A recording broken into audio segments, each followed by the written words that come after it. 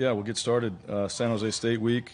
Our guys, I thought, did a great job yesterday, kind of putting Mercer away and learning from that, and then moving on to the next opponent. Our players of the game on offense was Tank Bigsby. Defense was Cam Riley. Special teams was Jarquez Hunter. Our O lineman of the game was Brandon Council.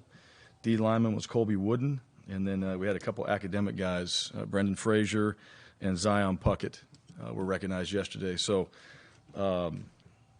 yeah, really from the game, kind of we talked about it afterwards. I thought we did some good things. We did not win the turnover battle. That was one area that, we have to improve on. We did run the ball effectively. And then we weren't very good in the red zone in a couple areas on the defensive side. So we addressed that in our meetings. We talked about it on the field. And that's something that we still have to keep emphasizing going into the second week. So it's early in the year. And like I said before we played, you know a lot more about your team after 4 hours. And I thought we did some good things. It was good to see some new faces out there. And now we have really a game to work with going into this week. Know the things we have to get better at for each individual player, and then what we have to do as a offense, defense, special teams, and as a program to get better. As far as San Jose State, very good team. Know this team well. Coach Brennan does a great job of getting his guy prepared. They do a really good job of game planning. That's one thing. And they're always physical, and their guys play hard. So no doubt about it, that's exactly what we'll get. I'm not going to get into all their schemes and things like that, other than the fact that this team will come in here prepared and ready, and they will have a plan to try to attack us, and we just have to make sure that we're ready and we focus on the things we have to do to get ourselves prepared to go play our best football, all right, in this second game. So with that, questions? Bryan, when you look at quarterbacks after having a chance to watch the film, what stands out about TJ and Robbie and what you saw from them after game one? Yeah, I think the question, let's just go to the turnovers. One was a poor decision. I think trying to make something, sometimes the defense has things covered, and you try to force the ball in there. So it was just a decision, and the other one was poor fundamentals. That's why the two turnovers happened. So it's pretty matter of fact, and those things happen in practice too, right? And it's not just TJ, it's every quarterback. That stuff when you're coaching that position. Great decision-making, fundamentals, all those things matter. So we cleared that up, and we moved forward. I thought, other than that, both guys operated well. We had one false start, which wasn't the quarterback's fault, so we didn't really have many penalties. We got ourselves into the right plays. We didn't have any delay of games or anything stupid that way, so they actually operated the offense well. They communicated on the sideline well. They made adjustments. So really just all the things you want to see, getting out there on the field, those guys have to play. There's going to be mistakes that are made. But overall operation, I thought both guys did a really good job. And the back and forth, we knew that was going to happen. Not everybody else did. So that wasn't anything new for us. We knew that Robbie would be in there. We knew the back and forth would happen. And sometimes, we got a chance to keep Robbie in there because we're winning the game. And TJ had some more reps, obviously, over the course of last year and started the game. So to keep Robbie in there, we kind of have the game. We're winning it.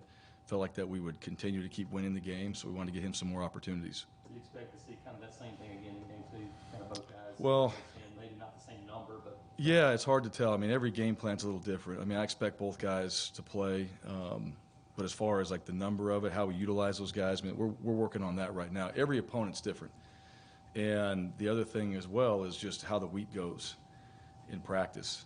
We had a couple guys yesterday. They were sick. They weren't even there at practice, right? And that's the nature of what we do.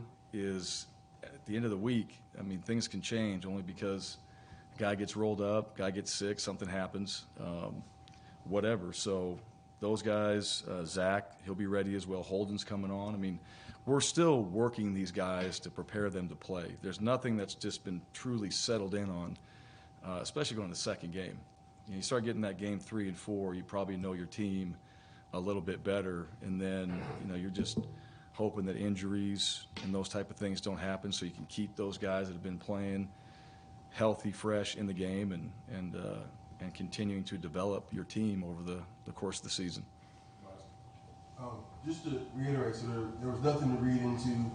By the way, I hope you do well. There was nothing to read into Finley not coming back in the game after the second interception? No, not really. I mean, we just felt like TJ was he had played well up to that point and had the 2 turnovers, and then we had Robbie in there, and we thought that he had, he was playing well. We were winning the game. We wanted to keep him in there and get him some more reps. And you also had to play too. I think it was on social media. You guys saw it. The one that we came out after the lightning delay, and Robbie's running down the field and goes and blocks for Tank. I mean, that was something we emphasized as just being a football player, right? Jarquez Hunter, going down there and driving down the field and scoring, and then running down on kickoff and is 10 yards ahead of everybody else and makes the tackle, blows through a guy, makes the tackle. I mean, he's a football player. So I think there was some of that too.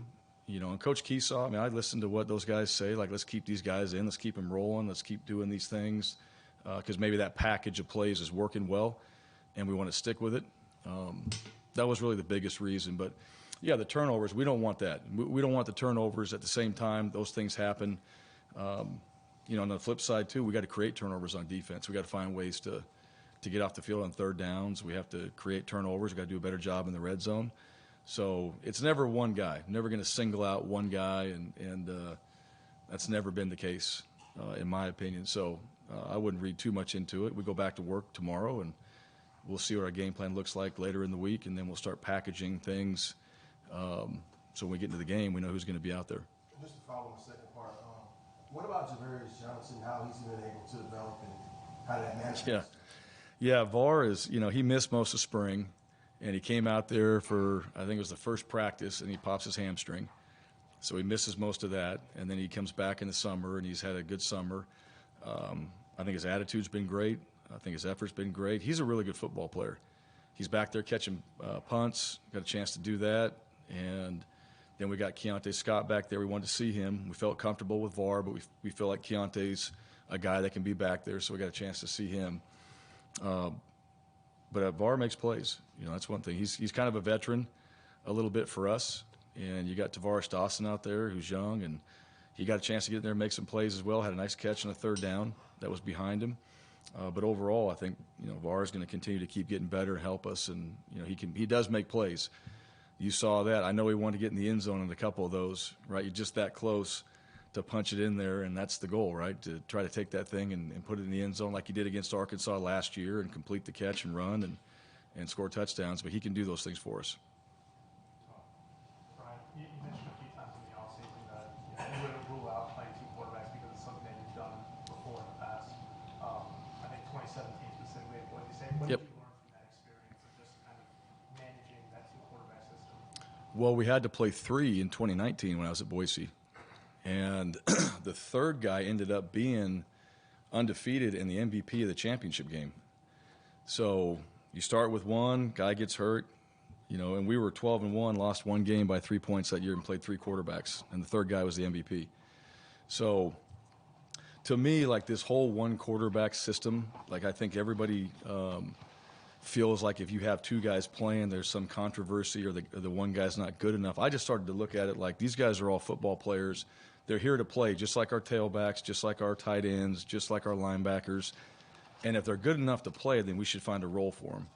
And that just philosophically, ever since I've been an offensive coordinator, and really back when Chris Peterson was the offensive coordinator, we always did that.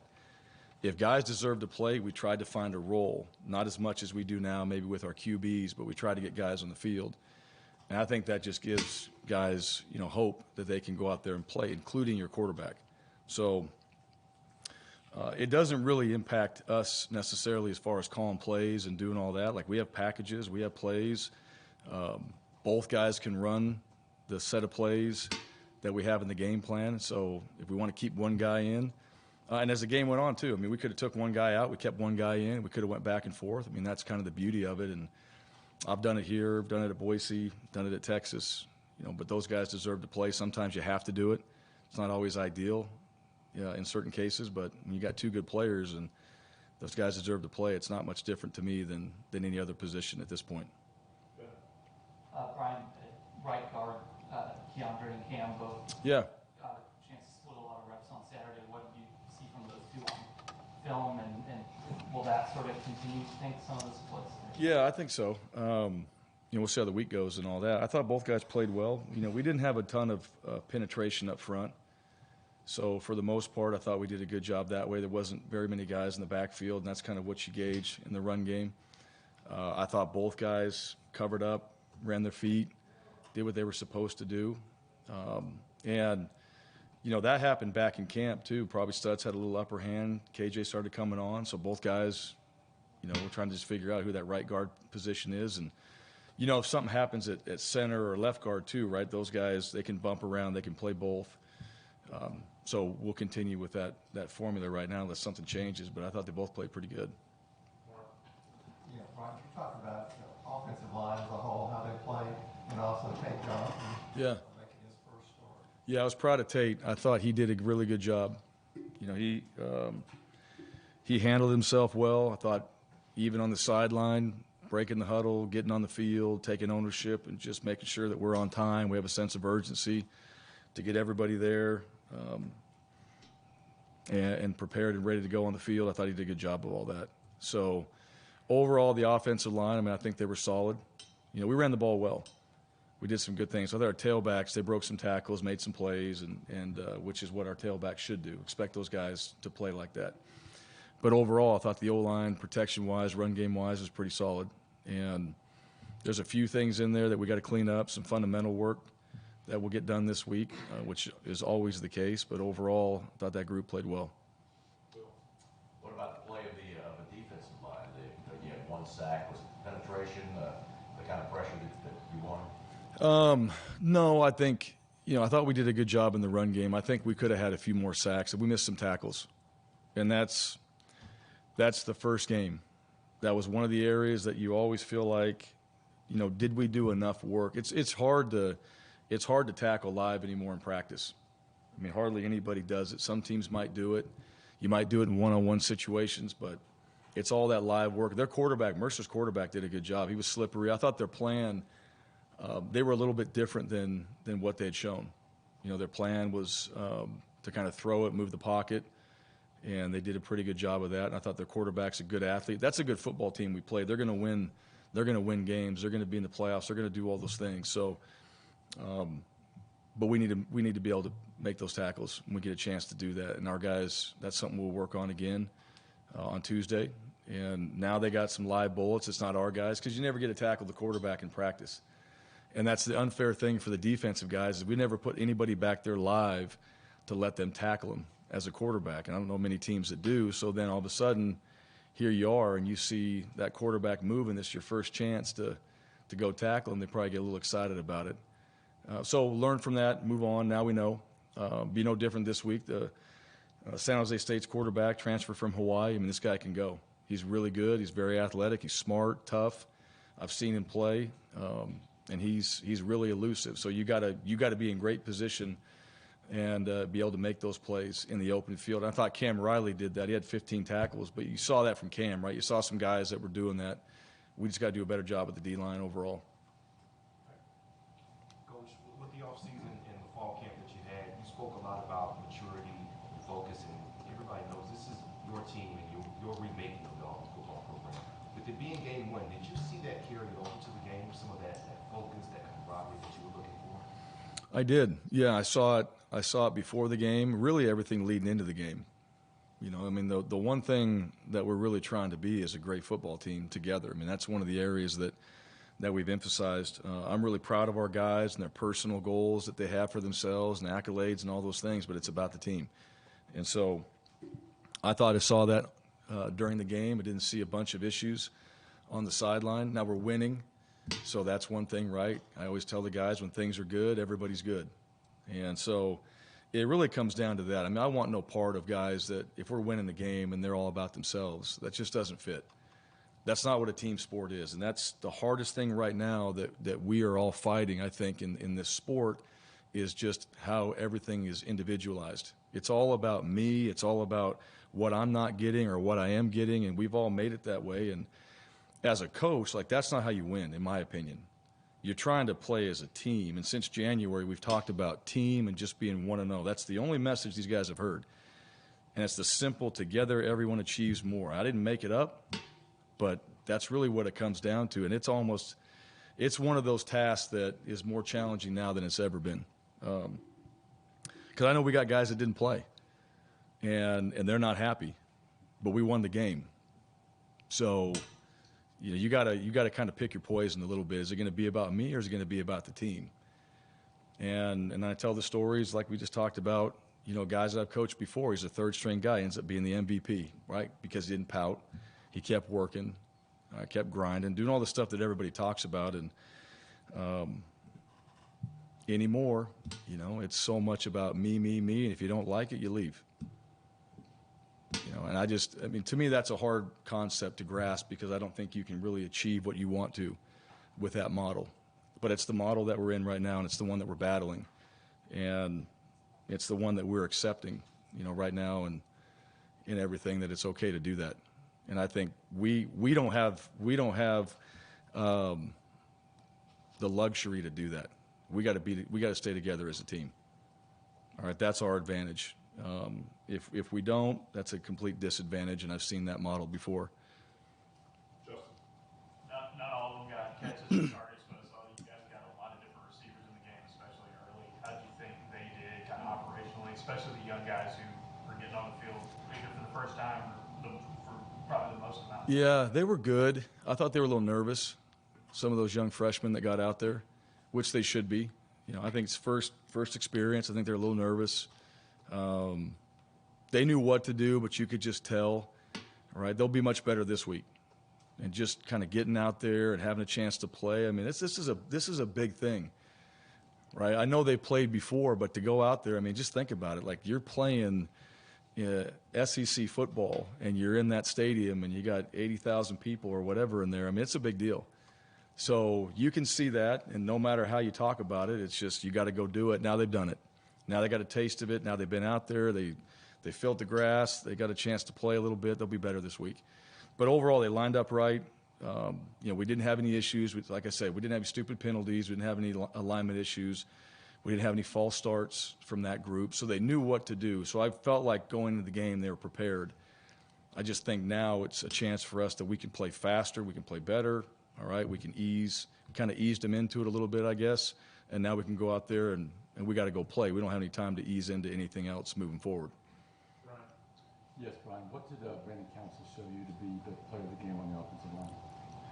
Well, first play, I thought he just started running his feet, really. I mean, that's what we're going to see from your offensive line. He ran his feet, sustained his blocks, played physical, and I think from what he's been through to get back out there and play, it was good to see him go out there and just kind of showcase what he's capable of doing, but also it's a little bit of all the work he's had to do to get to that point. He hasn't had it easy from his injuries, and he hasn't had it easy from us. We pushed him hard, whether it's weight, getting in shape. I mean, it's just like the guy's been through it. And then to have him go out there and play and have success, and we ran the ball the way we did, like that's everything leading into that. All right, I wouldn't say it's just from one game. It's every single thing that he's had to do to get himself to that point, to where he earns a chance to go out there and start, play well, and then also be recognized as the lineman of the game. So I think there's just a lot more to his story than just this one game to be recognized for that. Bryan, I understand it's time to watch the film. What did you think about your secondary play, particularly against that quarterback? Yeah, we need to be better. I thought, the guy moved around, and we had some guys that were uncovered at times, so we need to do a better job in the back end. To me, I have a really high standard for our secondary, and I always have. I think if that ball is in the air, and just speaking from an offensive coordinator, if they're going to put the ball in the air, we should have a chance to go compete for the ball. That's what I think you do in the back end when you have a good football team. I want to see our DBs. I want to see them compete for the ball. If they make the catch, if he places it perfectly, if he can do all those things, and as a quarterback, great. Then we'll accept that and we'll move on to the next play. All right. But if they're going to put the ball in the air, we got to have a chance to compete for it. And I know our guys want to do that, and I believe in our guys. When we have a chance to compete for the ball, we're going to come down with it. So I want to see our guys, play a little bit more. We just got to do a better job.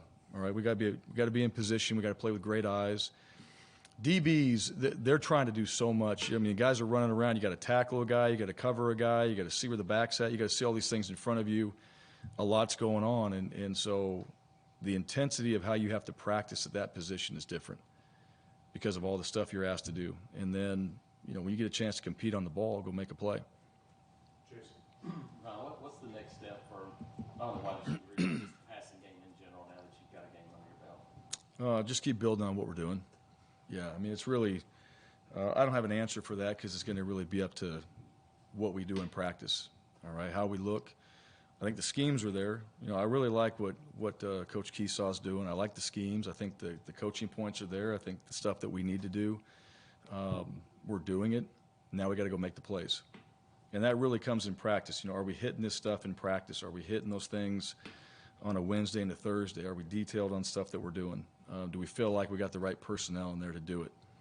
And that's the other part too. Like, look, we can go watch somebody else and you see a play and you're like, well, why don't we run that? Well, maybe we don't have the personnel. Maybe it's just a different philosophy as well. So we got to make sure that we continue to build on what we did last week, build on all the stuff we did through spring ball and fall camp, because we still have a ton of things that we haven't ran yet that we got to go back to and make sure that we're still executing those at a higher level. So we'll see how practice goes. I'm big on that. I mean, to me, everything that we do in the game plan comes from what we do in practice. Every single thing. So how we practice is how we're going to play, and I think now our guys understand that. So if we're not doing something in practice, if we want to run this play and a guy goes out there and we had a 50-minute meeting and he just decides he didn't pay attention and doesn't want to go execute the play, I mean, he's out. That play is out or he's out. And that's part of earning your opportunities to be better in the pass game, or for us to be able to expand what we're doing in the pass game. Coach, take one more. Mark? Yeah, I just want to check on Landon King, how his move from tight end to receiver is going. Yeah, well, we need to get him out there. He can play. He'll play. We'll get him in the rotation, get him in the mix and all that. But you can call him whatever. I mean, he's whatever we need him to be, right, from tight end to wide receiver. But he is playing wide receiver, and now, we'll see how he fits into the rotation this week and where we can utilize him. But, we got to get him on special teams as well. And he's one of those young guys that's up and coming that just needs to keep working, and we'll get his shot. And when he does, I know he'll go out there and make plays for us. All right, Coach. Thank you. Okay, thank you guys. Have a great day.